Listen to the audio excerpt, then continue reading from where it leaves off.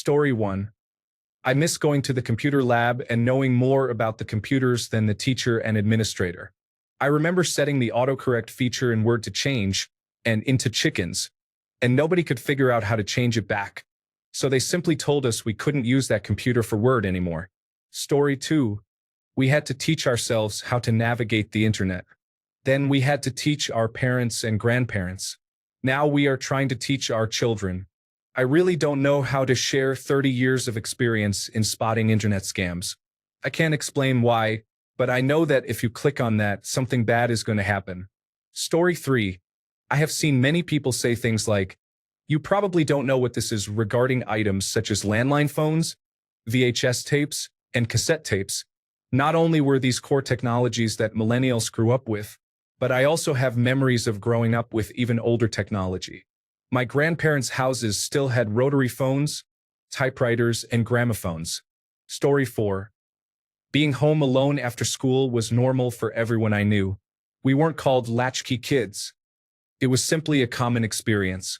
Story 5. Millennials, including myself, are interesting in that we were raised at the intersection of the old era and the new one during the rise of the internet and computers.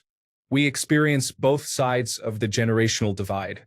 We grew up with old-style flip phones and landlines, portable CD players for music, VHS tapes, and rental stores like Blockbuster Video. There was often just one computer in the house that the entire family shared. We could roam outside freely without our parents worrying about danger. We also witnessed the existence of toys like Furbies. Story 6. Researching with books. I remember diving into the stacks and archives to review books that have been out of print for decades on an extremely niche topic. I often had to wait weeks or months for an interlibrary loan for a different book that may or may not be relevant to cross-reference and check for biases. Story 7. Joining the job market at the same time people lost their retirements and were forced to continue working. Story 8.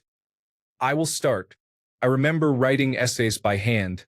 Everyone seems to think that we always had laptops, but I remember the rules: only black or blue ink. If you made a mistake, you had to rewrite it. Sometimes you would run out of room on the line and have to squeeze in a word that you forgot. Story 9. September 11th, 2001.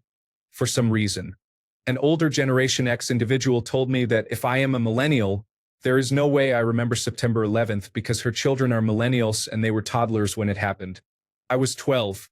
I remember it vividly, and it turns out her children are part of Generation Z. I don't understand why older Generation X individuals and baby boomers think millennial just means someone younger. Story 10. I am 18 years old, female, from California, and I feel like I am only 13. The Microsoft paperclip. Printing out everyone's phone numbers in case of emergency. Story 11. Many places did not accept cards and were cash only, and more people carried loose cash. Now, the reverse seems to be true, with many places being card only and fewer people carrying cash. It's just a strange thought. I miss a lot, though. Everything seems simpler. I miss Blockbuster. Story 12. Having to ask for a job or job application at the place you want to apply can be challenging, especially with the transition to online-only applications. That transition was difficult. My dad didn't believe that most places had moved to online-only applications, except for some small family-owned restaurants I had already applied to. He insisted that I had to ask the manager about applying. The most humiliating experience of my life was having him accompany me to these places. When I would walk out and tell him they said to apply online, he would walk back in with me only to hear the same response. It took 3 attempts before he silently decided to drive us back home. Story 13.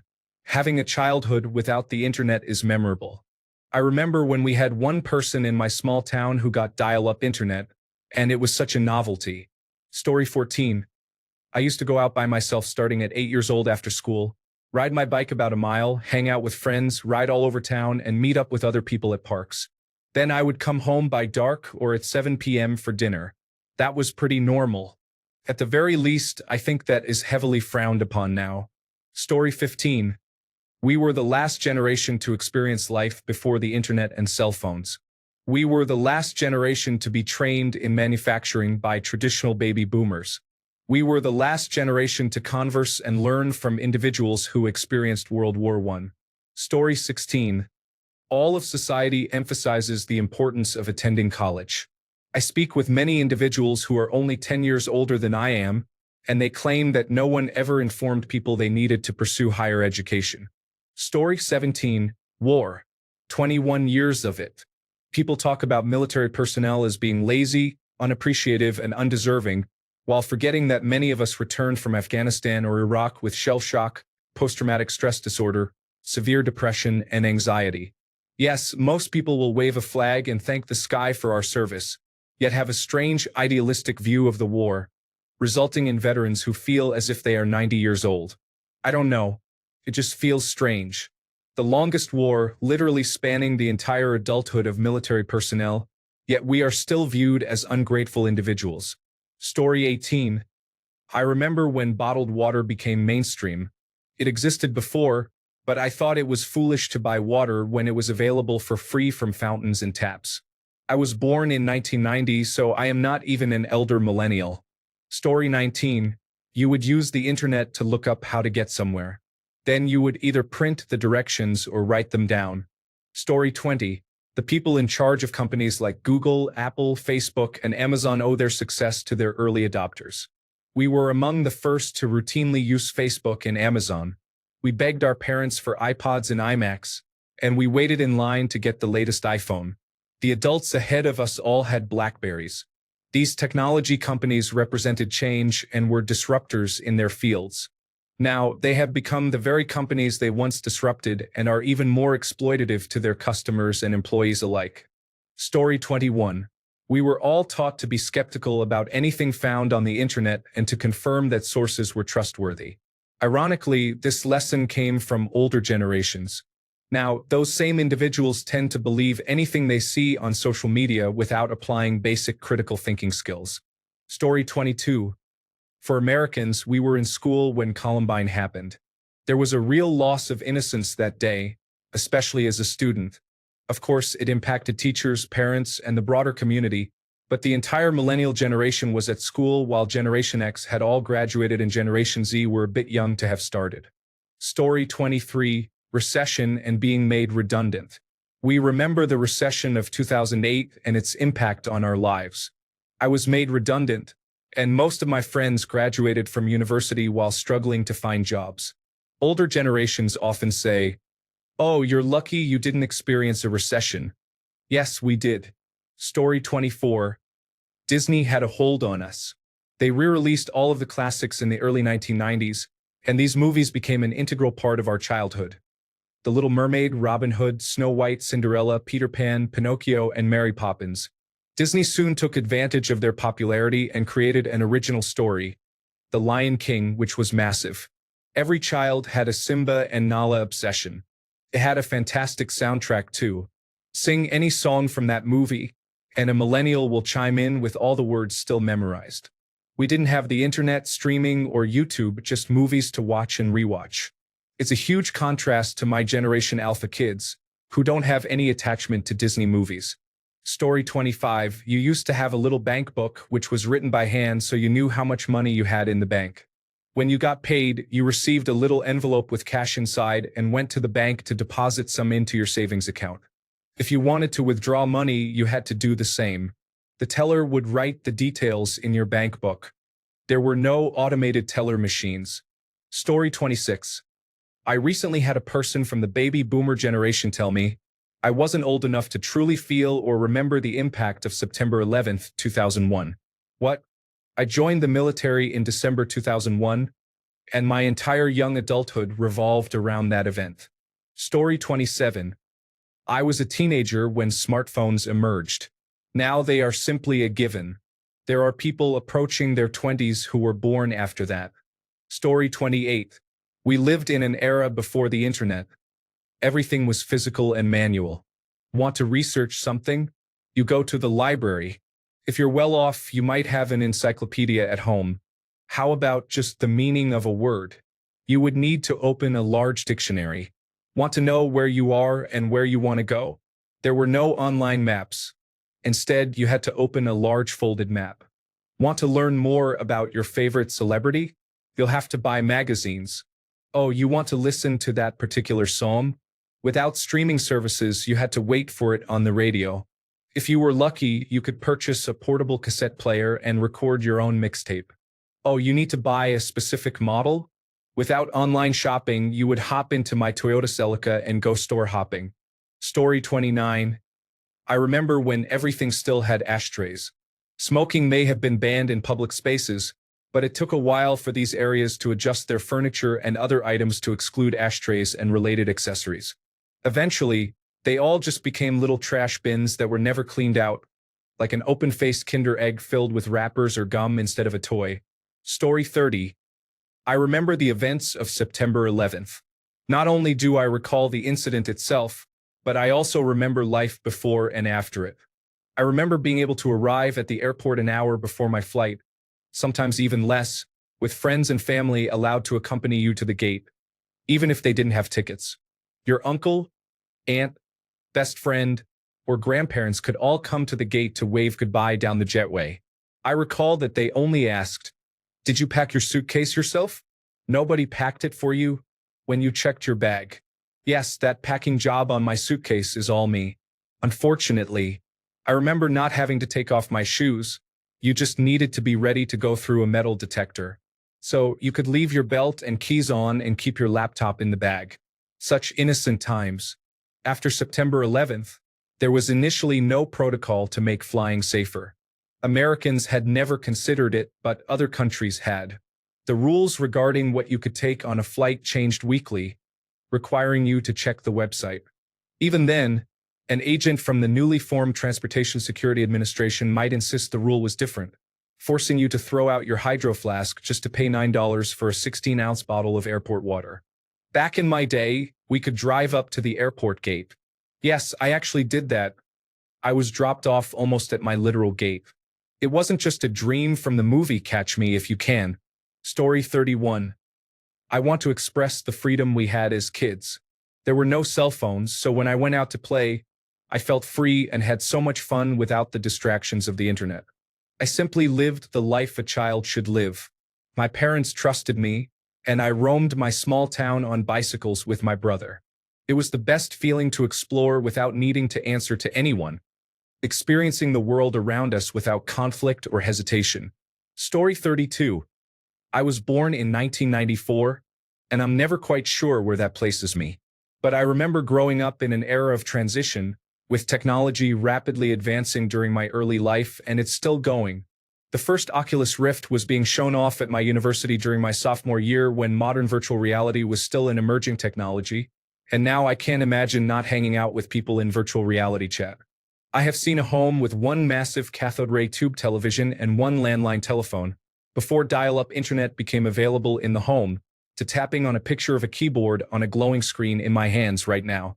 Dial-up transitioned to digital subscriber line, then to high-speed internet, and finally to fiber optic.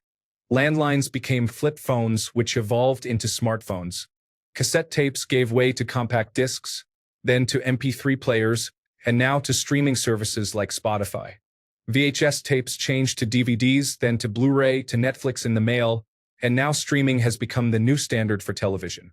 There are so many more examples of how mind-bogglingly fast I have seen the world change around me. I still have an old collection of 2 megabytes 3.5-inch diskettes because I still have a working Sony Mavica camera, and in the same drawer, I have a microSD card with a 128 gigabytes capacity. It is astonishing to see those two things next to each other. There's one thing that I miss about the lower-tech, less connected era. You could relax. Now, you are always reachable, which creates this pressure of an obligation to always be available to others. I forgot to pay my phone bill a couple of months ago, and losing service for a couple of weeks while I waited for payday was the most relaxed I have felt in years.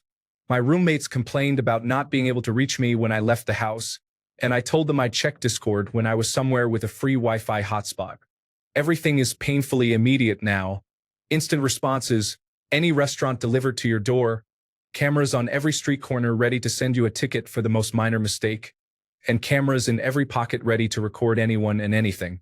We have never had more capability to connect, and yet it has never felt more like a performance. I feel more distant from others now than when I rode my bicycle to a friend's house miles away, hoping they might be home and able to hang out. Unplugging would be so much more fun if it weren't also so isolating. Story 33. The optimism. At least for Americans, the 1990s were pretty awesome. There was a sense that the problems of the past were gone and something bright and new was on the horizon. The Cold War was over, we were rebuilding the ozone layer, wars were quick and resolved, our president was popular, space exploration was exciting again, and the internet and computers were new and thrilling. We were promised bright days, and we believed them because the 1990s were vibrant. Having a sense of wonder and optimism for the future is not something later generations can relate to at all. In fact, that spirit seemed to die for us in 2000, if not 2001. I hope we can return to that, but each decade since has been one disaster after another, so I'm not holding my breath. Story 34. Working. Hear me out. I am not going to criticize the notion that young people are work shy. I am 32 years old, and my generation has faced seriously toxic work environments with traumatized older bosses. Now that we are stepping into management and senior management roles, we understand how challenging that decade of experience has been. Generation Z is highly attuned to well-being and setting boundaries, which is commendable. The top talent from this generation simply will not tolerate what we endured. Millennials, in general, are caring and accepting as managers because we understand what the work environment could be like. We paved the way for them, and I am proud of our generation for that. Additionally, I strongly disapprove of Donald Trump. Story 35. When we were kids, we didn't have water bottles, except for the plastic ones we used on our bikes. We were so thirsty.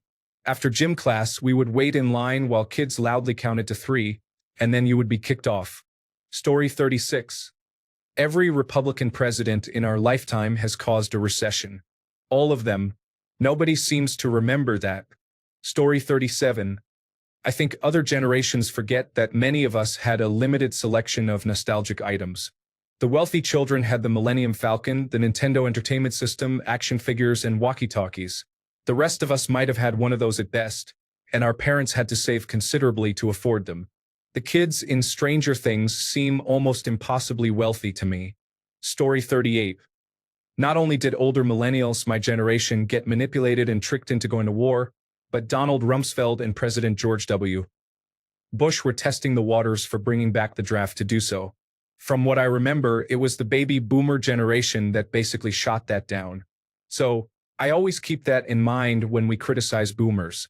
Not that they don't deserve it. They didn't exactly do us any favors. You could argue that sparing us from a military draft was basically the least they could have done, especially since they turned around and continued. I'm rambling. Sorry. Story 39. My first real memory of international news was the Persian Gulf War. I constantly watched CNN and informed my mom about each Scud attack.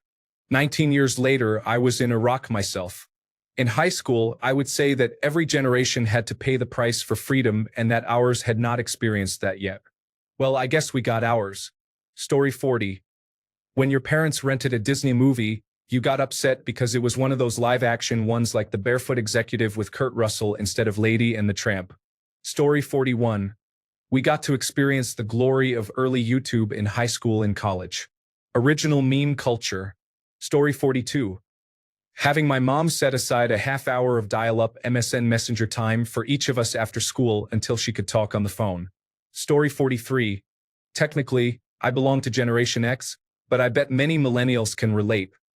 Getting a tape deck adapter for your portable CD player because your car only plays cassette tapes. Carefully maneuvering around bumps in the road to avoid having the device skip every other second was essential. Bonus points for keeping multiple folders for CDs in your car, yet spreading them out all over the back seat instead. Story 44. Born in 1994, I am at the tail end of the millennial generation.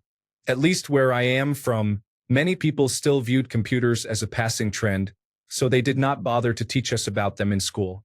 We were never taught touch typing or any computer literacy. Everything we learned was on our own. They implemented a variety of information technology-related courses in primary schools for generations after me, though. From what I hear, the newer generations have trouble navigating computers because they learned everything from their phones, not their computers. I have a friend who mentioned that they recently hired an 18-year-old, and she has no idea how to use a computer. I'm talking about basic typing skills, not knowing what Word or Excel are, and not knowing how to copy and paste. Basically, everything you had to teach your grandmother, you now have to teach your younger coworkers. I am not trying to generalize or look down on younger generations, but I feel their focus has been on other things, not computers. Story 45. Television stations signing off. I still remember Cartoon Network signing off at 9 or 10 p.m. and AMC signing on. That was how I knew it was sleep time for me as a child. Also, film photography. Actually having to carry a separate camera from your phone and taking the film to a studio when it was used up. Waiting for the photos and being asked if you wanted the negatives. As someone who lives in the Philippines, I recall the cool weather in the city from December to March. It was jacket weather cold. Some of my peers forget it even existed anymore, but I remember it vividly as I am prone to getting sniffles when I am cold. These days, we are pretty lucky if temperatures dip below 30 degrees Celsius. Story 46. The scrambled content on Channel 95 and the occasional clear audio of said material, bum fights DVDs, ad-free content on YouTube, regular light bulbs. When cars had a thermometer display, it was considered next-level technology. Gas stations actually smelled like gas. Couches used to be floral, plaid, or leather that looked like chocolate frosted donuts. Fancy houses had intercom systems and roof-mounted TV antennas. Wrestling was entertaining, and arcades in malls often had more than one. Airwalk shoes were only allowed to be worn if you had a sponsorship, and playing hacky sack was our main source of cardio. Story 47. We all lost our childhood on the same day. We showed up to middle school and watched thousands of people die on live TV, and then things never got better. Our friends' older siblings went to war and came back traumatized. A quarter of our high school died from opioid overdoses. We graduated college during the worst recession in modern times. There's so much content mocking our desire for nostalgia, but we really faced difficult challenges.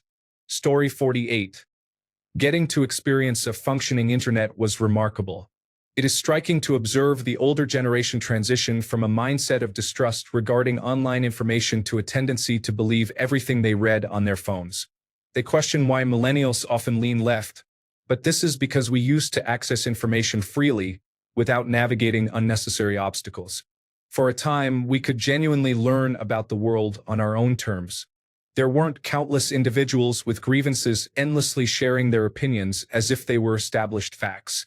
Even discussions around conspiracies were less dominated by politically biased individuals, which was not the norm. Story 49. Turning the TV to Channel 3 to play video games after plugging in the 3 colored wires to the back of your 1.5-inch thick television. Story 50. I genuinely think millennials had the best pop culture for teens and tweens. The television shows, toys, commercials, snacks, food, music, clothing, boy bands, pop stars, and teen celebrities from the 1980s, 1990s, and early 2000s were unmatched. We actually had a childhood and adolescence that felt relatively age-appropriate. I was at the tail end of the millennials but grew up with shows like Zoe 101 and The Lizzie McGuire Show. Shopping at stores like La Senza and Garage was catered to a young generation, and it was all just fun. I feel bad for my kids now. Things are either overly childish like Ms. Rachel, Paw Patrol, and PJ Masks, or there's a massive gap for young kids and tweens. There are no fun boy bands or kid-friendly music that sounds good, and there are no good teen shows or movies like High School Musical or Hannah Montana. Clothing stores aren't aimed at tweens. Now we have influencers and young people online like Piper Rockell, and they are so perpetually online that they post as if they are adults. There are party houses, traditional wives, and everything crazy online that I'm sure our young people watch, but it's not exactly age-appropriate anymore. Look at shows like Euphoria. That's for teens, but it's explicit and sexually graphic. Anyway, it's really a shame.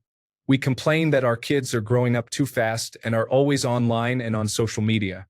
What do we expect them to do when the world has completely forgotten about that phase in life and there's no pop culture to really mold them?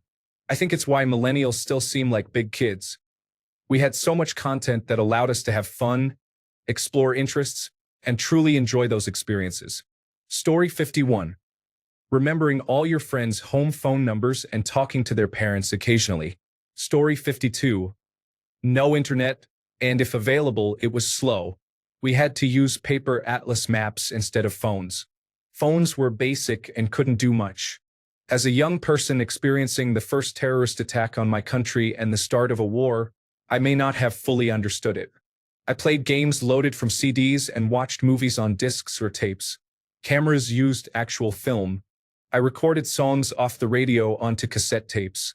I saved files to small 3.5-inch floppy disks and used devices like Palm Pilots and AlphaSmart computers in school. Story 53. I'm technically part of Generation Z, but I still grew up with VHS tapes and flip phones. Sometimes, it's hard for me to believe. They seem so ancient. Story 54. The advent of smartphones has changed how we experience the internet. People often take having the internet in their hands all day for granted, but smartphones were not widespread until I was halfway through high school. Story 55. Not having laptops in university meant handwriting lecture notes. I am an older millennial from the mid-1980s. When I attended university, we were provided with laptops. My university was very advanced for its time, being one of the most expensive in Canada because of this. It was recognized as novel and unique, as it was among the first institutions in Canada to integrate laptops into its programs instead of relying solely on computer labs or library computers. However, even with this technology, we were usually not allowed to use our laptops in class, so we handwrote all our lecture notes. The professors did not slow down for us as many teachers in high school did. They taught at a fast pace, and we were required to keep neat and organized notes for studying later. Story 56. We experienced the recession of the 1980s that continued into the early 1990s. We may have been children, but it was a difficult time for most of us. Story 57. We still had tapes and a black and white television. Reading Rainbow in black and white was so sad. Born in 1984. Story 58. A little outside the millennial generation, I often think about how challenging it must have been to live through the Cold War, fearing complete nuclear annihilation and never knowing if it could be everyone's last day on Earth. I understand that this perspective on nuclear war may be outdated, but that was the reality they faced at the time. Story 59. During summer, my parents would send us outside at 9 a.m. and tell us not to return until sunset. I would hop into a nearby dried-out creek bed to explore the city and find different skate spots until we were asked to leave. I have many memories of sitting in the shade, listening to Alkaline Trio, Blink-182, and The Offspring while skating for 12 hours a day. Those were good times. It seems unbelievable nowadays to let 12-year-olds roam freely like that. Story 60. Just how challenging my teenage years and early adulthood were. High school. Freshman year, 1999. Columbine. Sophomore year, 2000. Year 2000 panic and the presidential election. Junior year, 2001. September 11th attacks and anthrax scare and the war in Afghanistan. Senior year, 2002. Washington, D.C. sniper incident. I went to high school in Maryland. It was significant. College. Freshman year, 2003. Iraq War and announcement of the space shuttle retirement. A huge blow to me personally. Sophomore year, 2004. Terror attacks in Spain. My extended family lives there. Junior year, 2005. Hurricane Katrina. Senior year, 2006. Terror attacks in Mumbai and Pluto no longer being classified as a planet. The first few years of working were marked by a global recession. My father lost his job. I witnessed mass layoffs. Lehman Brothers collapsed.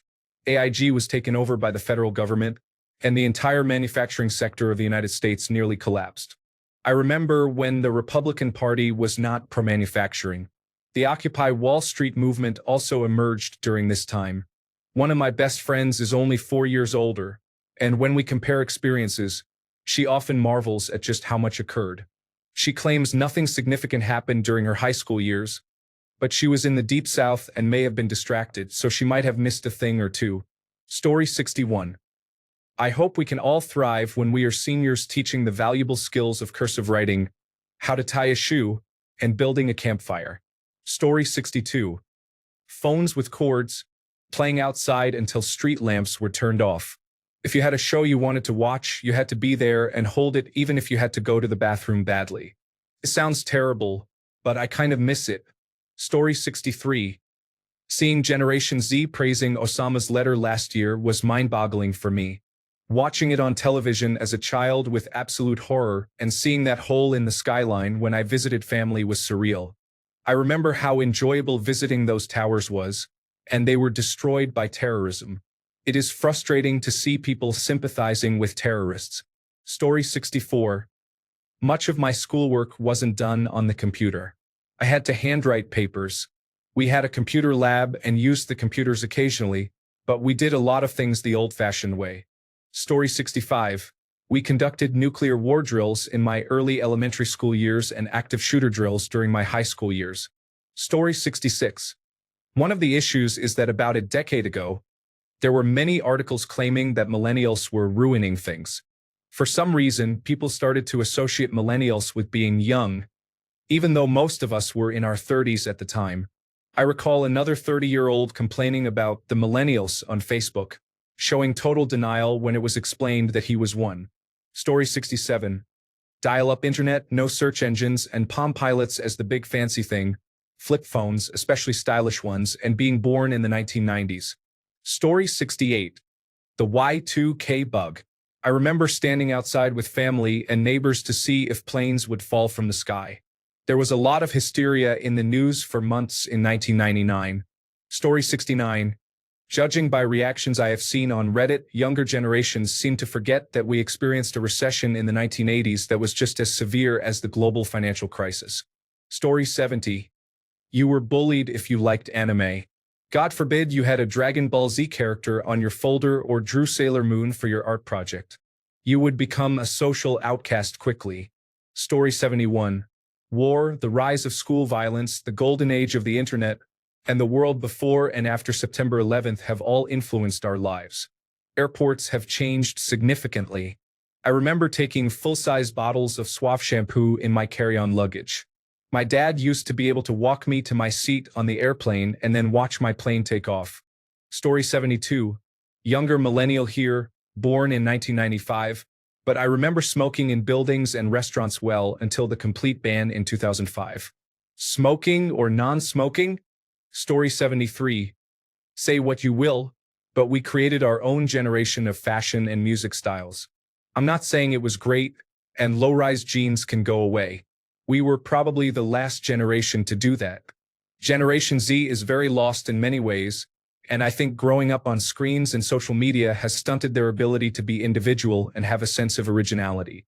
The fact that they pull their fashion styles from previous generations says a lot. It's why all their music sounds the same. There's no flair on the charts anymore. When we were teenagers, we had everything from hip-hop to pop, punk, rock, and house music on the charts. That's all gone now with mass streaming, social media algorithms, and viral TikToks. Story 74. If you wanted to watch something on television, you had to watch it during the scheduled time it aired on a particular channel. As a result, the storyline for each episode of a show was generally concluded by the end of the episode. So if you missed the next episode, it wasn't a significant issue. Story 75. Yelling at my sister to get off the phone so I can use the computer. Renting VHS movies and owning a little red car that would rewind the tapes to the beginning. Story 76. Millennials experienced the end of the analog age. Audio tapes, VHS, and perhaps even vinyl if our parents had a record player. Our cars had wind-up windows and manual seat adjustments, especially our first cars, which were from the 1980s and 1990s. My first car had fuel injection, but my brother's was carbureted. There was no anti-lock braking system, no traction control, and manual transmissions were the norm. I remember watching Tom and Jerry on Betamax. That's how far back I go. With computers, the older ones among us used to use the command prompt. My brother had set up a boot disk with an alternate auto-exec that loaded fewer drivers to free up enough expanded memory to play specific disk operating system games. Back then, memory was measured in kilobytes. We had to hack the computer's startup process just to get games to run, and we were barely 10 years old doing it. The first computer screen we had at home was monochrome green, and getting color was a big deal. Story 77. Most of us have grown up around computers in one form or another since birth.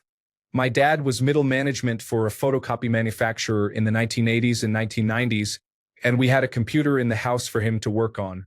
I have never known life without a computer. An older coworker of mine recently had a photo she took displayed in an art gallery exhibit, and my partner and I went on opening night to show support. While we were speaking with her, I asked her what she had done to the photo based on its description, and I mentioned that the exhibit was making me want to get back into photography. She told me she had used photo editing software and utilized its layers feature. She was also very encouraging and said she would be happy to help me learn how to use the software should I be interested. I didn't have the heart to tell her I had taken a whole class on photo editing software in high school and had last used another photo editing program when I was more seriously doing photography. So I just said, "Thank you. That would be great." Story 78. Child abuse images are unfortunately common. Thank you for addressing this issue. Story 79. Playing outside all day without supervision, drinking from hoses, and going home when the streetlights came on. Story 80. Flash cartoons.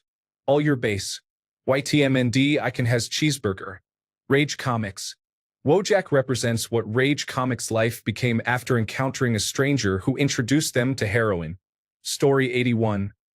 I remember when people were concerned about credit or debit cards and the chips in them, thinking that the world was going to end and that Jesus was coming back. Story 82. Dialing up to the internet meant that no one could call your landline phone. I intentionally dialed up to the internet when skipping school so that my teacher could not call my parents. Story 83. Wearing masks during COVID was something I absolutely hated, especially that unpleasant smell that lingers throughout the day. It doesn't just smell bad. It genuinely resembles feces. I dislike masks and I'm never wearing one again. Story 84. The internet was a different experience back then. The AOL sound still triggers old memories. It can be particularly frustrating when someone unplugs the telephone line, even if you have a fiber optic cable right beside you for internet access. Story 85. We have dealt with many recessions. When articles discuss how we are not owning property or spending money the way businesses want us to, I always think about how we grew up during back-to-back recessions. Story 86. As a child, I always walked past the adult DVDs, which had a label indicating they were for viewers aged 18 and older. I would often take a sneaky glance at them. It's hard to imagine such content on a shelf in a regular store nowadays. Story 87. Waiting to record a song on the radio. I remember pushing the glass cover with a small magnet in the corner to access the stereo. I waited with my finger on the red dot to ensure I captured the entire song. Story 88. Cutting off the sides of movies so they fit on your TV. TVs with built-in video cassette players. Going to the store to rent a movie. Video cassette rewinding machines. Story 89. Adulthood. Millennials are in their 30s and 40s. We are adults who understand how the world works, often better than older generations, as it has changed significantly since their youth. The media continues to portray us as college students and diminishes our maturity. Story 90. Reading maps, getting lost, and figuring out how to get home using a map or cardinal directions. Story 91. I'm 33 years old. I remember going to Walmart when I was a kid and being told I could pick one video game. It was either Rugrats for PlayStation 1 or Animaniacs for Sega Genesis. I chose Animaniacs. Story 92. I remember, and there are still a few around, all the indoor smoking places. There is nothing like a half wall in a Waffle House separating the smoking and non-smoking sections. Story 93. 1. The rise of grunge music and independent artists being featured on MTV alongside major artists of the time marked an influential decade for women in music. Notable figures included Courtney Love, Alanis Morissette, Jewel, Tori Amos, Garbage, Jill Sobel, and many more. The controversy surrounding Beavis and Butt-Head and depictions of violence on television was significant. Additionally, Cher teamed up with Beavis and Butt-Head to sing I Got You, Babe. The tragic death of Brandon Lee while filming The Crow, which is the definitive version, remains impactful. Network-specific shows that featured films with commentary included Monster Vision, hosted by Joe Bob Briggs on TNT, and Dinner and a Movie, hosted by Paul and Annabelle on TBS, as well as USA's Up All Night, hosted by Gilbert Gottfried. Shows aired on specific nights, requiring viewers to watch them live or wait for reruns. Story 94, the rotary phone, the cassette tape, the card catalog, the credit card machine. Older generations like to categorize us as part of the September 11th baby group, while many of us actually identify more with the Berlin Wall babies. Story 95. I just want to say that the 2000s era of the internet was a huge deal for kids like me growing up. Flash animation, like on Albino Black Sheep, and the humor of Homestar Runner definitely influenced my sense of humor. Chatting and getting to know strangers on a bulletin board, along with the strange aspects of viruses and internet scams, shaped my experience. Story 96. No, definitely not. It was a normal suburb and a normal school. My dad had an interest in computing, which helped. Our elementary and high schools had a room with early computers. The point is that millennials born in the 1980s and growing up in the 1990s were the second wave of kids with access to computers. It was still early, but not the first. Story 97. We had to wait all week for our shows to air, and if you missed an episode, you better hope to catch a rerun. Otherwise, you were out of luck. Story 98. In my very niche primary school's case, it was bookbinding. We were actually taught to make a cover using hard cardboard, a strip of material along the spine, and some fabric to cover it. We glued all the fabric and spine material onto the cardboard to create the cover. Then we took some sheets of paper and stitched them along the middle spine area of the book, and voila, we had a new notebook. I have never used that skill since. Story 99. The computer hysteria surrounding the transition from 1999 to the year 2000 caused widespread concern. Many were anxious about computers failing to recognize the new year, leading to potential issues such as bank crashes. It was a significant news story accompanied by a lot of hype. Story 100. I still remember the feeling of getting our first computer.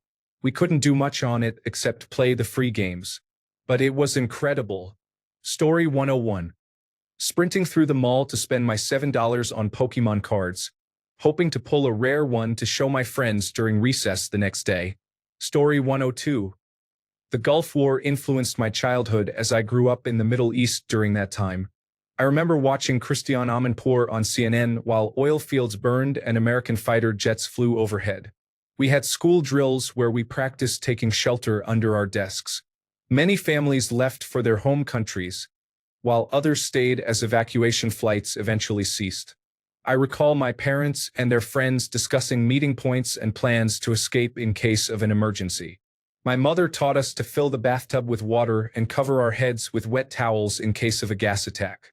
Although my brother was too young to understand, I was old enough to sense my parents' fear.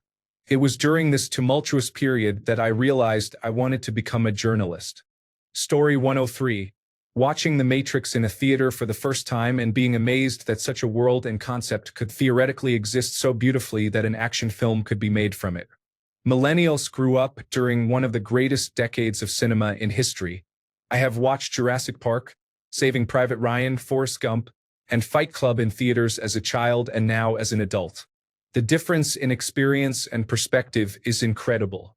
As a small-town kid in India, this broadened my world in a way that might not have happened if I were part of Generation Z, and it inspired me to become the scriptwriter I am today.